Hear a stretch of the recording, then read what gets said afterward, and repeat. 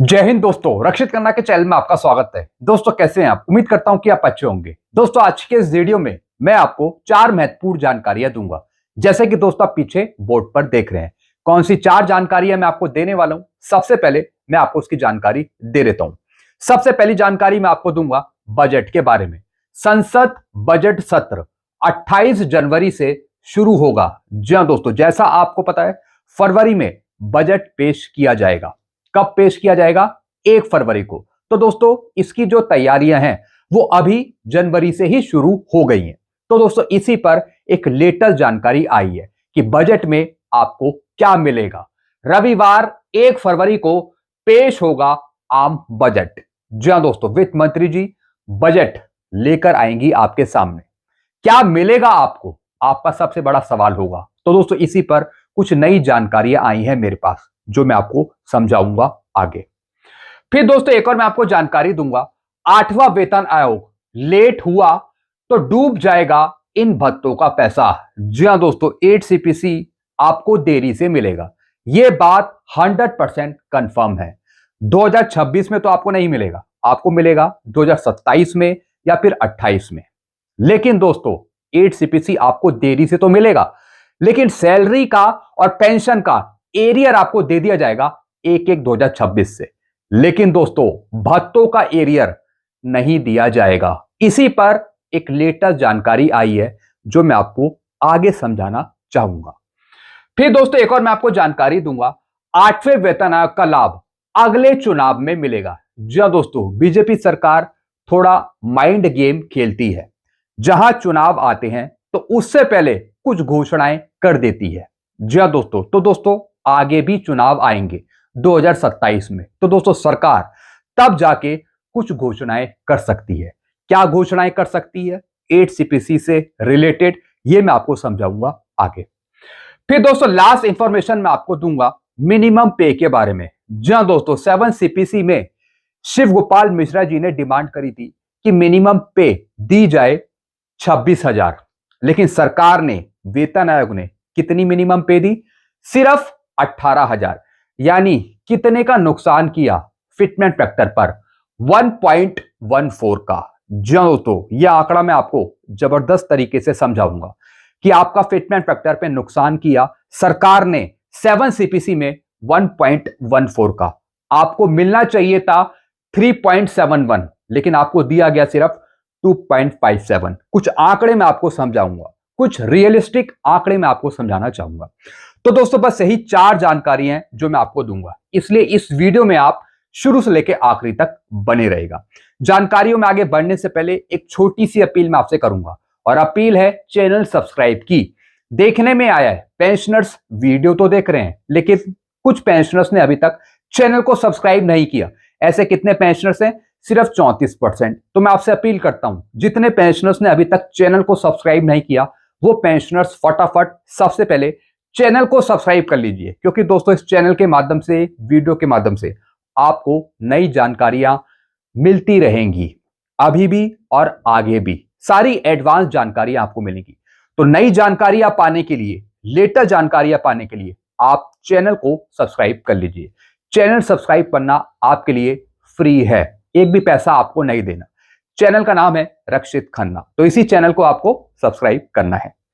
चलते हैं दोस्तों, अब जानकारियों में आगे बढ़ते हैं। सबसे पहली जानकारी मैं आपको दूंगा बजट के बारे में। रविवार 1 फरवरी को पेश होगा आम बजट। संसद बजट सत्र 28 जनवरी से शुरू हो जाएगा। जी हां दोस्तों, तैयारियां पहले ही शुरू हो जाएंगी, क्योंकि दोस्तों वित्त मंत्री जी को 1 फरवरी को बजट पेश करना है। भारत का संसद बजट सत्र 28 जनवरी से शुरू होकर 2 अप्रैल तक चलेगा, जिसमें 1 फरवरी को केंद्रीय बजट पेश किया जाएगा। राष्ट्रपति द्रौपदी मुर्मू जी 28 जनवरी को दोनों सदनों को संबोधित करेंगी। जी हां दोस्तों राष्ट्रपति द्रौपदी मुर्मू जी की अगुवाई में यह बजट को शुरू किया जाता है। जी हां दोस्तों, जैसा आपको पता है हलवा भी बांटा जाता है। तो दोस्तों क्या आपको कुछ नया मिलेगा इस बजट में? आगे समझेंगे। सत्र दोनों चरणों में आयोजित किया जाएगा। जी हां दोस्तों, जो सत्र है दोनों चरणों में शुरू किया जाएगा बजट से संबंधित। अब दोस्तों यहां पे क्या लिखा है, बजट 2026 एक्सपेक्टेशन। जी हां दोस्तों, अब आपको क्या एक्सपेक्टेशन है, आपको कुछ उम्मीद है कि इस बजट से आपको क्या मिलेगा वित्त मंत्री जी के द्वारा। बजट 2026 में क्या क्या हो सकता है खास, टैक्स में राहत, इनकम में बढ़ोतरी सहित कई उपायों पर होगा सरकार का फोकस। जी हां दोस्तों, अब दोस्तों जो विशेषज्ञ हैं, जो वित्तीय सलाहकार हैं, जो टैक्स विशेषज्ञ हैं, अब उनका क्या कहना है बजट से पहले जरा यह समझ लेते हैं। टैक्स विशेषज्ञों ने आगामी बजट को लेकर सरकार को सलाह दी है कि ज्यादा पैसे वाले व्यक्तियों पर इनकम टैक्स सरचार्ज में बढ़ोतरी ना की जाए और ना ही वेल्थ टैक्स को दोबारा लागू किया जाए। जी हां दोस्तों, जो टैक्स विशेषज्ञ हैं उन्होंने कहा है कि इस बजट सत्र में सरकार को सलाह दी जाती है कि ज्यादा पैसे वाले जो व्यक्ति हैं उन पर इनकम टैक्स सरचार्ज में बढ़ोतरी ना करी जाए, यानी जो सरचार्ज बढ़ता है वो ना बढ़ाया जाए। फिर दोस्तों जो वेल्थ टैक्स है उसको दोबारा लागू ना किया जाए। विशेषज्ञों का तर्क है कि टैक्स के बोझ को बढ़ाने से उच्च आय वर्ग वाले व्यक्ति भारत छोड़कर कम टैक्स वाले देशों का रुख कर सकते हैं। जी हां दोस्तों, इस वजह से कहा गया है कि टैक्स के बोझ को बढ़ाने से जो उच्च आय वर्ग वाले व्यक्ति हैं वो भारत छोड़कर दूसरी जगह चले जाते हैं जहां पर टैक्स की वैल्यू कम है। तो दोस्तों इस वजह से उन्होंने ये बात कही है। फिर क्या लिखा है, जिससे देश से पूंजी का पलायन हो सकता है। तो दोस्तों कुछ यहां पे टैक्स विशेषज्ञों ने राय दी है। बजट 2026 एक्सपेक्टेशन लाइव, बजट 2026 की 5 बड़ी प्राथमिकताएं। जी हां दोस्तों, अब प्राइमरी बेनिफिट क्या है इस बजट के, आपको क्या मिल सकता है, क्या सरकार कुछ लागू कर सकती है आपके लिए। इस साल के बजट में सरकार 5 मुख्य क्षेत्रों पर ध्यान केंद्रित कर सकती है। पहला है एमएसएमई विकास के जरिए वैश्विक स्तर पर प्रतिस्पर्धा बढ़ाना। जी हां दोस्तों, यानी दोस्तों देश को कैसे विकसित करना है आगे। जैसा आपको पता है मोदी सरकार का विचार है कि 2047 तक देश को विकसित करना। दूसरा है बुनियादी ढांचा और रेलवे में 5% अधिक निवेश पर लॉजिस्टिक लागत को कम करना। जी हां दोस्तों, मोदी जी का एक और लक्ष्य है कि जो राजकोषीय घाटा है उसको कम करना, ज्यादा से ज्यादा जो बिजनेस स्टैंडर्ड है उसको बढ़ावा देना, स्किल डेवलपमेंट को बढ़ावा देना, लखपतियां दीदियां बनाना। फिर क्या लिखा है, तीसरा रक्षा क्षेत्र को आत्मनिर्भरता के लिए अतिरिक्त बूस्ट देना। जैसा मैंने आपको बताया स्किल डेवलपमेंट, फिर रक्षा के क्षेत्र में आत्मनिर्भरता के लिए अतिरिक्त बूस्ट देना, कुछ चीजें यहां पे बढ़ाना। चौथा ग्रीन ट्रांजिशन के तहत ऊर्जा सुधारों की गति देना और पांचवा नीतिगत सहायता के जरिए मध्यम वर्ग के लिए टैक्स दरों को और सरल बनाना ताकि बाजार में मांग बढ़े। जहां दोस्तों मार्केट वैल्यू, मार्केट की ग्रोथ बढ़ाई जाए जिससे आपको कहीं ना कहीं आपको थोड़ा बहुत फायदा हो। तो दोस्तों यहां पर जीडीपी रेट्स हो गए, टैक्स स्लैब हो गया, फिर दोस्तों कुछ घोषणाएं हो गई छोटी मोटी परिवारों के लिए, आम परिवारों के लिए। तो दोस्तों यही सब होगा, यानी एक संतुलित बजट आपको देखने को मिल सकता है। इसमें पेंशनर्स के लिए ज्यादा कुछ नहीं होगा, सरकारी कर्मचारियों के लिए ज्यादा कुछ नहीं होगा। टैक्स से जुड़ी चीजें इंक्लूड हो सकती हैं, कुछ घोषणाएं हो सकती हैं टैक्स स्लैब से जुड़ी हुई। तो दोस्तों ये कुछ जानकारी मैंने आपको दी है। बाकी पेंशनर्स के लिए और सरकारी कर्मचारियों के लिए कुछ यहां पे मुझे लगता है कि नहीं होगा इस बजट में। बाकी आपके अपने विचार क्या हैं, क्या इस बजट में आपको 18 महीने का डीए का एरियर मिलेगा, जैसा कि सोशल मीडिया पे बताया जाएगा आगे आने वाले दिनों में कि बजट में 18 महीने का डीए का एरियर मिलेगा, 8 सीपीसी का बजट दिया जाएगा, इसी साल 8 सीपीसी मिल जाएगा, आप करोड़पति बन जाएंगे, बीएमडब्ल्यू गाड़ियां ले लेंगे, हेलीकॉप्टर में घूमेंगे, आपके घर पर बुलेट ट्रेन आएगी आपको लेने। मतलब पता नहीं कौन कौन सी अफवाहें उड़ेंगी आगे आने वाले दिनों में, क्योंकि बजट नजदीक आ रहा है। लेकिन मैं आपको अभी से बता रहा हूं, सच्चाई में आपको बता रहा हूं कि आप ज्यादा उम्मीद ना रखें इस बजट से। जी हाँ दोस्तों, क्योंकि दोस्तों अभी 8 सीपीसी पर काम शुरू नहीं हुआ है प्रॉपर ढंग से।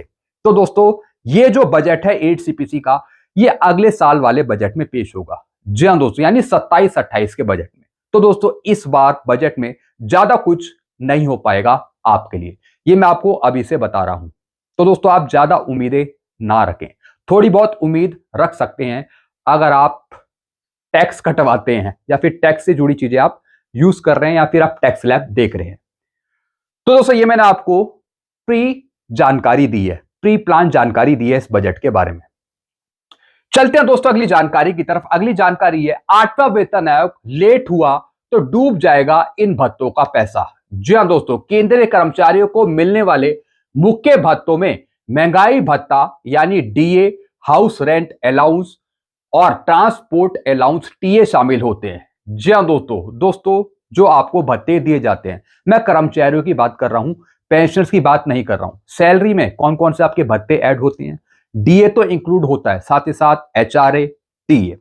सैलरी का एरियर तो आपको दिया जा सकता है, पेंशनर्स का पेंशन का एरियर तो दिया जा सकता है, लेकिन भत्तों का एरियर यहां पे गवर्नमेंट नहीं देती, जिस तरीके से 7 सीपीसी में आपको नहीं दिया गया था। क्या लिखा है दोस्तों इसमें, इसके अलावा यूनिफॉर्म अलाउंस और बच्चों की पढ़ाई के लिए सीईए जैसे भत्ते भी दिए जाते हैं, लेकिन टीए, यूनिफॉर्म और सीईए जैसे भत्ते फिक्स होते हैं और इनका संबंध बेसिक सैलरी से नहीं होता। जी हां दोस्तों, चिल्ड्रन एजुकेशन अलाउंस हो गया, या फिर दोस्तों डायरेक्ट यूनिफॉर्म अलाउंस हो गया, या फिर दोस्तों टीए हो गया, इसका संबंध डायरेक्ट बेसिक पे से नहीं है, उसकी सैलरी से नहीं है। इसलिए वेतन आयोग में संशोधन होने पर भी इसका एरियर नहीं मिलता, जबकि कर्मचारियों को एरियर का लाभ सिर्फ बेसिक सैलरी पर मिलता है। दोस्तों अगर 8 सीपीसी 1/1/2026 से लागू हो जाता तो दोस्तों ये सब चीजें आपको बढ़ी हुई मिल जाती, यानी जनवरी 2026 से ही आपको नई बेसिक के अनुसार बढ़ी हुई सैलरी मिलती। चूंकि 8 सीपीसी आपको नहीं मिला, जैसा आपको पता है 8 सीपीसी में देरी होगी, आगे चलकर मिलेगा, तो इसलिए बैक डेट का पेंशन का और सैलरी का एरियर तो आपको मिल जाएगा, लेकिन जो भत्ते हैं आपके उसका एरियर गवर्नमेंट नहीं देगी अपना पैसा बचाने के लिए। तो दोस्तों ये जानकारी मैंने आपको दी है कि किस चीज का एरियर आपको मिलेगा। पेंशन का और सैलरी का एरियर तो आपको दे दिया जाएगा, लेकिन भत्तों का एरियर आपको यहां पे नहीं दिया जाएगा इस सरकार के द्वारा। हो सकता है कि कुछ चमत्कार हो जाए, सरकार के भेजे में कुछ बात आ जाए और शायद रिलीज कर दे, लेकिन मुश्किल है यहां पर, क्योंकि 7 सीपीसी में भी ऐसा ही हुआ था, भत्तों का अलाउंसेस का एरियर आपको नहीं दिया गया था।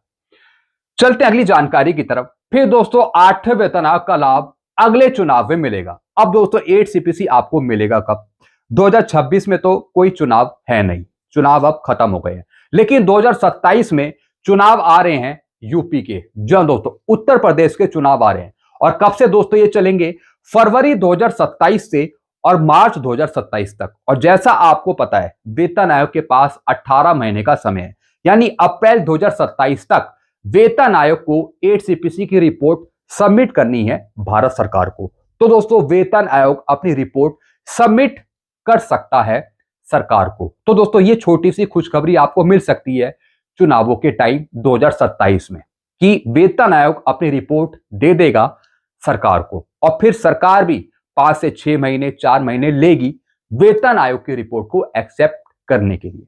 तो दोस्तों चुनाव का असर देखने को मिल सकता है 8 सीपीसी पर 2027 में, ये मैंने आपको जानकारी दी है। चलते हैं दोस्तों अगली जानकारी की तरफ। फिर दोस्तों अगली जानकारी है मिनिमम पे के बारे में। शिव गोपाल मिश्रा जी ने 7 सीपीसी में भी डिमांड रखी थी सरकार के सामने कि फिटमेंट फैक्टर 3.71 दिया जाए, मिनिमम पे दी जाए 26,000 रुपए, लेकिन सरकार ने, वेतन आयोग ने शिव गोपाल मिश्रा जी की बात नहीं सुनी और सरकार ने, वेतन आयोग ने मिनिमम पे दी 7 सीपीसी की सिर्फ 18,000 रुपए और फिटमेंट फैक्टर दिया 2.57। तो दोस्तों आपको कितने का नुकसान हुआ, आपको नुकसान हुआ फिटमेंट फैक्टर पर 1.14 का। आपको फिटमेंट फैक्टर दिया जाना था 3.71 7 सीपीसी का और आपको दे दिया 2.57। आपकी मिनिमम पे 7 सीपीसी की होनी चाहिए थी 26,000 रुपए, लेकिन सरकार ने सिर्फ 18,000 रुपए दी। तो दोस्तों यहां पर भी आपको नुकसान हुआ फिटमेंट फैक्टर पे और मिनिमम पे पर। तो हम चाहते हैं कि 8 सीपीसी में ऐसा नुकसान ना हो। हालांकि शिव गोपाल मिश्रा जी अभी भी डिमांड कर रहे हैं सरकार से कि 8 सीपीसी में मिनिमम पे 40 से 50 हजार दी जाए और फिटमेंट फैक्टर 2.86 दिया जाए। तो दोस्तों, जब सरकार ने मिश्रा जी की बात पहले नहीं सुनी तो क्या सरकार अब सुन पाएगी? जरा कमेंट में आप जरूर बताएगा। शिव गोपाल मिश्रा जी कह रहे हैं कि 2.86 सरकार दे फिटमेंट फैक्टर और मिनिमम पे भी ज्यादा दे। तो दोस्तों, क्या क्या सरकार मिश्रा जी की बात सुनेगी गौर से? वेतन आयोग मिश्रा जी की बात सुनेगा? जरा कमेंट में आप जरूर बताएगा, अपने विचार आप जरूर रखिएगा। तो दोस्तों, ये कुछ जानकारियां थी जो मैंने आपको यहां पे दी हैं। ऐसी नई जानकारियां आपको मिलती रहेगी इस चैनल के माध्यम से, वीडियो के माध्यम से। तो सारी प्रॉपर जानकारियां पाने के लिए नॉलेज के आधार पे, रेगुलेशंस के आधार पे, रूल्स के आधार पे आप चैनल को सब्सक्राइब कर लीजिए। चैनल का नाम है रक्षित खन्ना और वीडियो को जरूर शेयर कर दीजिएगा। Thank you so much.